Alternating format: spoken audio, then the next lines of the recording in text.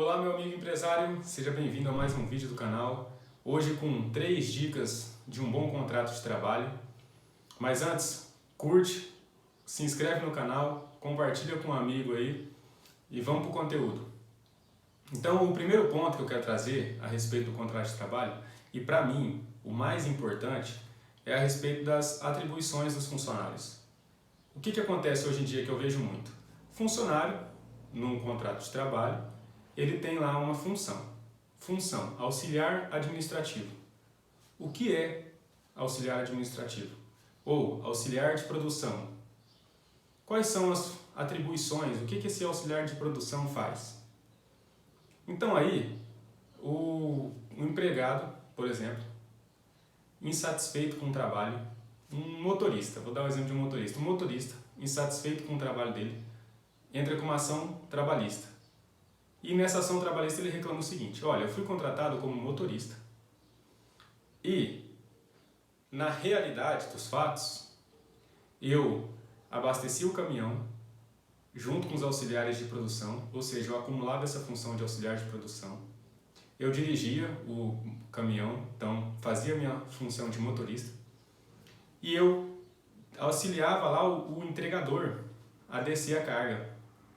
E ainda conferia junto com o cliente a carga e coletava a assinatura. Tudo isso era responsabilidade minha como motorista. Só que eu acumulava essas funções de entregador e de auxiliar de produção. E aí, no contrato de trabalho está lá função motorista e salário R$ 1.500. Isso aí deixa brecha para a interpretação do juiz. O juiz que vai decidir. Olha, realmente nos fatos, na realidade dos fatos, realmente está aqui prova, ó, fotos, vídeos, testemunhas, que ele fazia realmente isso e que acumulou essas funções. E a empresa é obrigada a pagar essa diferença de acúmulo de função.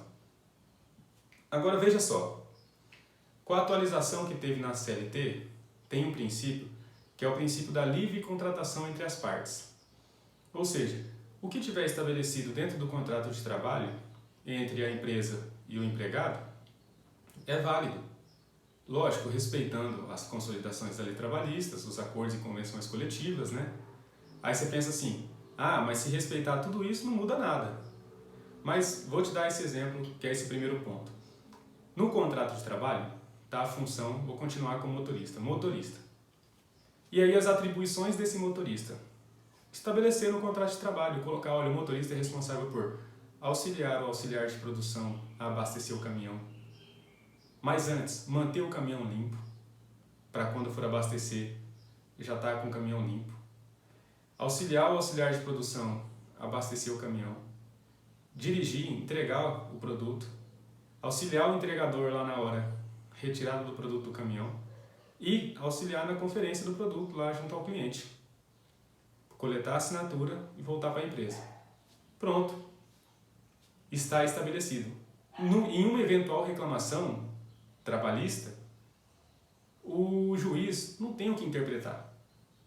Foi lá, contratado entre as partes. O motorista estava sabendo o que estava acontecendo no momento em que foi lá fazer o trabalho. Então ele foi contratado, ele sabia que ele tinha que cumprir aquelas funções, aquelas atribuições e cumpriu. Não tem o que discutir de acúmulo de função. Ele não foi enganado. Então isso aí é muito importante, isso aí serve para auxiliar de produção, para auxiliar administrativo, que são as funções que esses nomes que ficam muito em aberto, né? Então estabelecer quais são as atribuições, o passo a passo do que esse funcionário vai fazer no contrato de trabalho é importante para evitar lá na frente uma reclamação trabalhista de acúmulo de função e desvio de função e outras, certo? O segundo passo eu gosto de colocar uma cláusula no contrato de trabalho das empresas que eu presto assessoria, que é a cláusula de boa conduta. Coisas básicas: respeitar o outro funcionário, respeitar o superior hierárquico, acatar as ordens do superior hierárquico e outras informações básicas a respeito de uma boa conduta dentro da empresa. Muitas empresas, pequenas e médias empresas que eu presto assessoria, não têm um manual de boa conduta. E não são todas que estão dispostas a pagar para ter um manual de boa conduta. Agora, tendo essa cláusula, estabelecendo as boas condutas dentro da empresa, auxilia no momento de fazer valer essa boa conduta dentro da empresa. O funcionário que desrespeitou alguma regra, brigou com o outro, usou palavras agressivas, recebe uma advertência, não tem nem do que reclamar.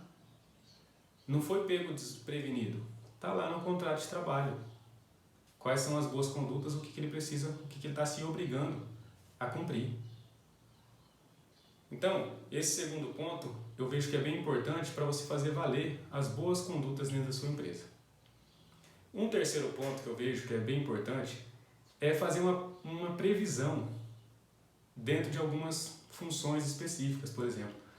Então, continuando na função de motorista, nesse exemplo de motorista, se você entrega para todas as cidades do seu estado e você está contratando o motorista para a capital, sua empresa sede na capital, mas você entrega para todo o estado, você sabe que esse motorista vai ter que viajar, você sabe que ele vai ter que receber valores para alimentação, às vezes você quer estabelecer com ele valor por quilômetro rodado, valor de pernoite. Tudo isso eu vejo que é muito importante estar expresso, esclarecido no contrato de trabalho. E você, tendo uma empresa, você como proprietário dessa empresa, acredito eu que saiba como que funciona a operação dessa empresa. Sabendo como que funciona essa operação, é importante, dentro dessa operação, estabelecer tudo isso no contrato de trabalho. Todas as despesas que você vem ter com esse funcionário, estabelecer no contrato de trabalho. Para lá na frente ele não reclamar, mas o valor que foi pago foi 15, mas a prática de mercado é 30. E não está escrito nada no contrato de trabalho, fica a interpretação do juiz. Continua um terceiro tendo que decidir a respeito da sua empresa. Então, se você quiser evitar isso, segue mais essa regra aí. E eu vou aproveitar como bônus, para quem curtiu, ou se inscrever no canal também. Para quem está acompanhando nosso canal aqui, olha só, quem ficou até agora no vídeo, eu vou trazer esse quarto ponto, que é até um vídeo que eu fiz anteriormente a respeito de horas extras, eu falo do banco de horas. Não é sempre que é obrigatório você pagar as horas extras. Se você tiver uma cláusula estabelecendo lá o banco de horas dentro da sua empresa, você tem 6 meses para fazer o trabalho de compensação. Então, aquele empregado executou 2 horas extras a mais em determinado dia, você tem até 6 meses para você fazer a compensação dessas horas trabalhadas. Só que para isso acontecer, é preciso ter essa cláusula no contrato de trabalho, expresso, escrito. Agora, se não tiver a cláusula, ainda tem a possibilidade, mas precisa ser dentro do próprio mês que aconteceu as horas extras. Tá?